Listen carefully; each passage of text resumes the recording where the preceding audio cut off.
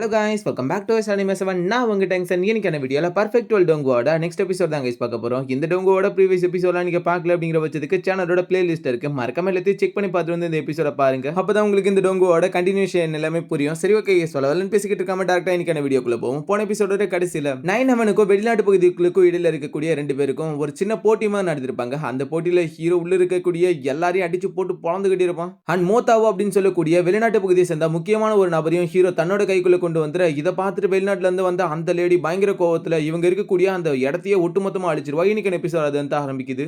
எபிசோடோட ஆரம்பத்துல ஒரு இருண்ட பள்ளத்தாக்குள்ள அந்த இடத்துக்குள்ள சில நட்சத்திரங்களோட ஹீரோவும் தன்னோட ஸ்பிரிச்சுவல் ஃபார்ம்ல விழுந்துகிட்டு கிடக்கான். ஹீரோவுக்கு இப்ப இங்க என்ன நடந்துகிட்டு இருக்கு அப்படிங்கிறது தெரியல. தன்னோட கண்ணை திறந்து பார்த்துக்கிட்டு இருக்கவன் நான் இப்ப எங்க இருக்கேன், என்ன நடந்துருச்சு அப்படின்னு சொல்லிக்கிட்டு அந்த இடத்துக்குள்ள இருந்து விழுந்துகிட்டு இருக்க ஹீரோக்கு திடீர்னு அந்த இடத்துக்குள்ள இருந்து கான்சியஸ் வர ஆரம்பிக்குது. கண்ணை திறந்து பாக்குறான் ஹீரோ. தன்னோட கையை பார்த்துட்டு அந்த இடம் அழிஞ்சதுல என்னோட உடல் அழிஞ்சிருச்சு போல, பரவாயில்ல என்னோட டிவைன் கான்சியஸ் ஆச்சு இருக்கே, இதை வச்சாச்சு நான் திரும்பி ரெக்கவர் ஆக ட்ரை பண்ணலாம் அப்படின்ற மாதிரி அந்த இடத்துக்குள்ள ஹீரோ சைட்ல இருக்கக்கூடிய சில துகள்களை டச் பண்ணிக்கிட்டு இருக்க இதுல சில நினைவுகளை காமிக்கிறாங்க. எல்லாரும் தப்பிச்சு ஓடுங்க, இந்த ரிலீம் அழிஞ்சிட்டு இருக்கு அப்படின்னு சொல்லிக்கிட்டு வெளிநாட்டு பகுதியை சேர்ந்த எல்லாருமே ஏதோ ஒரு ஸ்பேஸ் மூலையே தப்பிச்சு போயிடுறாங்க. அதே போல அந்த வெளிநாட்டு பகுதியில இருந்து அந்த லேடின்னு சொல்லிக்கிட்டு இருக்கா, மோத்தாவோ நீ இம்மோர்டல்ஸுக்கு ஒரு மிகப்பெரிய துரோகத்தை பண்ணிட்டு, நீ பண்ண இந்த துரோகத்துக்கு கண்டிப்பா நாங்க இந்த ரிலீமுக்கு வரும்போது உனக்கு சரியான தண்டனையை கொடுப்போம், எப்படி இருந்தாலும் இந்த உலகம் கண்டிப்பா அழியும் அப்படின்னு சொல்லிக்கிட்டு இருக்க. இன்னொரு பக்கம் சண்டைலாம் நடக்கிறதுக்கு முன்னாடி நடந்த சில விஷயத்தை காமிக்கிறாங்க. ஹீரோ அந்த இடத்துக்குள்ள இருக்கு. அவர் 10 ரிலீம் ஸ்கோல பயன்படுத்திக்கிட்டு அந்த இடத்துக்குள்ள ஒரு வாயில உருவாக்கிக்கிட்டு இந்த இடத்துக்குள்ள அவனடியத்தோட உண்மையான விதிகள்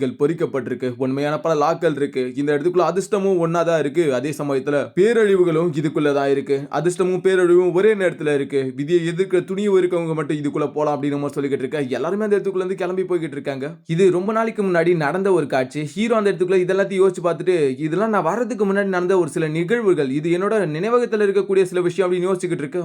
சடனா அந்த இடத்துக்குள்ள இருக்கக்கூடிய ஏதோ ஒரு எனர்ஜி ஒன்று சேர்ந்து அந்த இடத்துக்குள்ள ஒரு மிகப்பெரிய நதி மாதிரி உருவாகுது. என்னது டைம் ரிவர் அப்படின்னு சொல்லிக்கிட்டு ஹீரோ ஷாக் ஆகிட்டு இருக்கா. இத காலத்தோட நதி அலை அப்படின்னு குறிப்பிடுறது மட்டும் இல்லாம ஹீரோவோட சில நினைவேலைகள் அந்த இடத்துக்குள்ள கடந்து போய்கிட்டு இருக்க மாதிரி காமிக்கிறாங்க. சடனா அந்த இடத்துக்குள்ள இருண்ட உலகத்துல இருக்கக்கூடிய சிறைச்சாலைகள் எல்லாம் வந்துகிட்டு இருக்கு. என்ன இருண்ட உலகத்தோட சிறைச்சாலைகள் எல்லாம் எதுக்கு இந்த இடத்துக்குள்ள வருது அப்படின்னு ஹீரோ அந்த இடத்துக்குள்ள யோசிச்சுக்கிட்டு இருக்கான். புரியல. முன்னாடி வரக்கூடிய ஒரு எனர்ஜி திடீர்னு ஹீரோவை வேற ஒரு இடத்துக்குள்ள கொண்டு வருது. ஹீரோ அந்த இடத்துக்குள்ள வந்து பார்த்துட்டு அந்த இடத்துக்குள்ள சரியான ஷாக்கு. என்ன நடக்குது அப்படிங்கிறது ஹீரோவுக்கு சுத்தமா புரியல. ஹீரோ இது கால நினைவுகளோட குறிப்பிட்ட பகுதியா இருக்குமா அப்படின்னு ஹீரோ யோசிச்சுக்கிட்டு அந்த இடத்துக்குள்ள நடந்து போய்கிட்டு இருக்கான். ஹீரோவுக்கு புரியல இப்ப என்ன நடந்துகிட்டு இருக்கு அப்படின்னு சொல்லிட்டு முன்னாடி இருக்கக்கூடிய கதவை ஹீரோ டச் பண்ண அதுக்குள்ள இருந்து ஒரு சில நினைவுகள் எல்லாம் வெளியே வர ஆரம்பிக்குது. அதுக்குள்ள இருக்கக்கூடிய நினைவுகள் எல்லாமே இம்மோர்டல் ஏன்ஷியன்ட் இம்மோர்டல் சகாப்த காலத்துல இருக்கக்கூடிய இம்மோர்டல்ஸோடது. அவங்க எல்லாம் கத்திக்கிட்டு இருக்காங்க, நம்மளோட உயிர் போனாலும் சரி, நம்மளோட ரத்தங்கள் நம்மளோட நாட்டுக்குள்ள சிந்துற வரைக்கும் நம்மளோட உயிரை கொடுத்து நம்மளோட தாய் நாட்டை காப்பாற்றணும் அப்படின்னு சொல்லிக்கிட்டு இருக்கோம். ஹீரோ இது ஏன்ஷியன்ட் காலகட்டத்தில் நடந்த போர்க்களமா இருக்கணும்னு நினைக்கிறேன். அதுல இருக்கக்கூடிய நிலைவலைகள் மாதிரி தெரியுது அப்படின்னு சொல்லிக்கிட்டு இருக்க. உள்ளுக்குள்ளார ஏதோ ஒரு லேடியை காமிக்கிறாங்க. அடடா,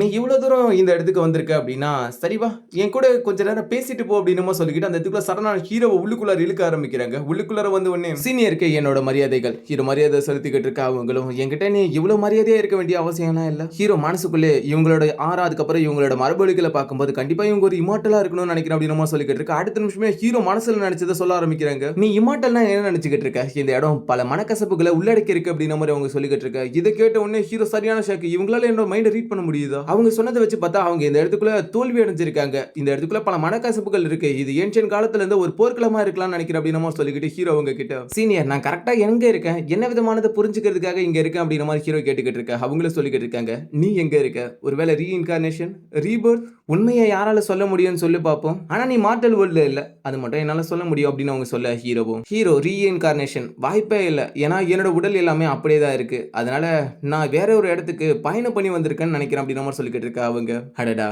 ரீஇன்கார்னேஷன் அப்படிங்கிற ஒன்று அடையணும்னா ரீபர்த் அப்படின்னு தேவைப்படும் நினைக்கிறியா? அதாவது ஒருத்தர் ரீஇன்கார்னேஷன் ஆகணும்னா அவனுக்கு ஒரு மறுபிறப்பு தேவைப்படும் நினைக்கிறியா? ரீஇன்கார்னேஷனை கால நேரங்களால உள்ளடக்கி வைக்க முடியாது. ஒரு நொடி பொழுதுல ஒரு மறுபிறப்பு அப்படிங்கிறது உருவாகும். எக்ஸாம்பிளுக்கு நீ முழிச்சுக்கிட்டே கனவு கொண்டுகிட்டு இருக்க மாதிரி வேற ஒரு பகுதிக்குள்ள, இது கூட ரீஇன்கார்னேஷன் தான் சொல்லிக்கிட்டு இருக்க. ஹீரோ ஒரு கேள்வி கேட்க ஆரம்பிக்கிறான். ஒரு பர்சன் கல்டிவேட் பண்ணிக்கிட்டு இருக்கும்போது அவங்களோட ஆன்மா வெளிப்பகுதிக்குள்ள அலைஞ்சு திரிய ஆரம்பிக்குது, தாவோவை கூட ஒன்று சேர்ந்துக்கிட்டு, இது கூட ரீஇன்கார்னேஷன் தானா அப்படின்னு மாதிரி கேட்க. இதை கேட்டுக்கிட்டு இருக்க அவங்களும் ஆமா அப்படிங்கிற மாதிரி பதில் சொல்லிக்கிட்டு இருக்க. ஹீரோவும் கொஞ்சம் சந்தோஷம். எனக்கு சில என்லைன்மெண்ட்டை கொடுத்ததுக்கு ரொம்பவே நன்றி சீனியர் அப்படின்ற மாதிரி மரியாதை செலுத்திக்கிட்டு இருக்க. எல்லா நினைவுகளும் ஒரு சில வீண் எண்ணங்கள் அப்படின்ற மாதிரி சொல்லிக்கிட்டு அவங்க தன்னோட கையில இருக்கக்கூடிய ஒயினை ஹீரோ கிட்ட ஒரு சின்ன கப்பு கொடுத்துட்டு இதுவே ரொம்ப அதிகம் தான் அப்படின்ற மாதிரி சொல்லிக்கிட்டு ஹீரோவை இதை குடிக்க சொல்லிக்கிட்டு இருக்காங்க. ஹீரோ அந்த கப்பு வாங்கிக்கிறான். அந்த கப்பு வாங்கிட்ட உடனே அவங்களும் சொல்லிக்கிட்டு இருக்காங்க பொறுமையா குடிப்பா அப்படின்ற மாதிரி சொல்லிக்கிட்டு இருக்கா. சட சட சடன்னு ஹீரோ அந்த இதுக்குள்ள இருந்து குடிச்சிட்டு இருக்க. அந்த லேடியும் டேய் மொத்தமா குடிக்காத அப்படின்ற மாதிரி சொல்லிக்கிட்டு இருக்கும்போது ஹீரோ குடிச்சு முடிச்சாராம். பயங்கரமா எனர்ஜி ரிலீஸ் ஆகிட்டு இருக்க. ஹீரோவுக்கு அப்படியே சில காட்சிகள் தெரிய ஆரம்பிக்குது. இந்த ஊருக்கு போயினுக்குள்ள பல தத்துவங்கள் உள்ளடக்கப்பட்டிருக்கு. பல யுகங்களோட முடிவில்லாத சுழற்சிகளும் உள்ளடக்கப்பட்டிருக்கு. எக்ஸாம்பிளுக்கு ஒரு முடிவில்லாத வாகனத்தை ஓட்டுறது போல.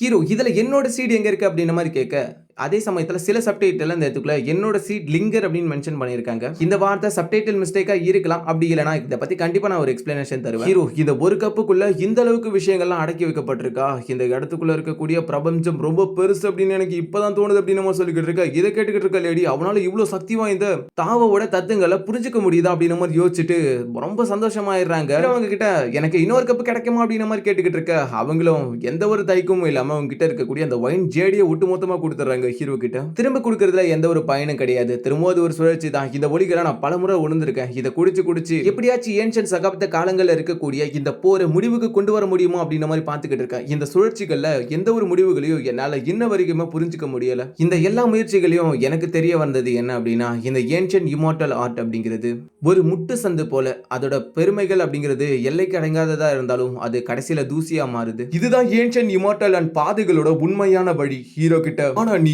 எங்களோட எலும்புகளுக்கு மேல நின்று உனக்கான ஒரு பாதையை உருவாக்கி இத்தனாயிரக்கணக்கான ஆண்டுகளா சுழற்சியா இருக்கக்கூடிய இந்த ஏன்ஷியன்ட் இமார்டல் வார முடிவுக்கு கொண்டு வருவன் ஒரு நம்பிக்கை இருக்கு அப்படின்னு நம்ம சொல்லிக்கிட்டு இருக்க. ஹீரோவும் இதை முடிவுக்கு கொண்டு வரணும் அப்படின்னா இந்த ஒரு கப் ஒயின் அப்படிங்கிறது கண்டிப்பா போதாது. நீங்க பல லட்சம் முறை இதை முயற்சி பண்ணிருக்கீங்கன்னு சொன்னீங்கல்ல. இதை தொடர்ந்து பண்ணும். ரத்த வாந்தி எடுத்தாலும் திரும்பியும் எந்திரிச்சு திரும்பவும் நீங்க முயற்சி பண்ணணும். அப்படின்னா இதுக்கு ஒரு வழி கிடைக்கும் அப்படின்னு நம்ம சொல்லிக்கிட்டு இருக்க. அவங்களும் உன்னோட பேச்சு எனக்கு ஒரு மிகப்பெரிய ஆச்சரியத்தை கொடுக்குது. சரி ஓகே அந்த ஜேட்ல இருக்கக்கூடிய ஒயின்ஸை நீ எடுத்துக்க. உன்னால முடிஞ்ச அந்த கொப்பரை அசைச்சு பாரு. இதுல நீ தோத்துட்ட அப்படின்னா அது உன்னோட விதியை பொறுத்தது. ஆனா இதுல நீ ஜெயிச்சிட்டுனா இத்தனாயிரக்கணக்கான ஆண்டுகளா சுழற்சியா நடக்கக்கூடிய இந்த வாருக்கு ஒரு முடிவை நம்மளால கொண்டு வர முடியும். ஆனா இதுல தோத்துட்டா விளைவுகள் எல்லாமே உன்னை மட்டும் தான் சேரும். அவன்லி விதி அப்படிங்கறத உன்னை கண்டிப்பா அழிச்சிரும் அப்படின்னு மாதிரி சொல்லிக்கிட்டு இருக்க.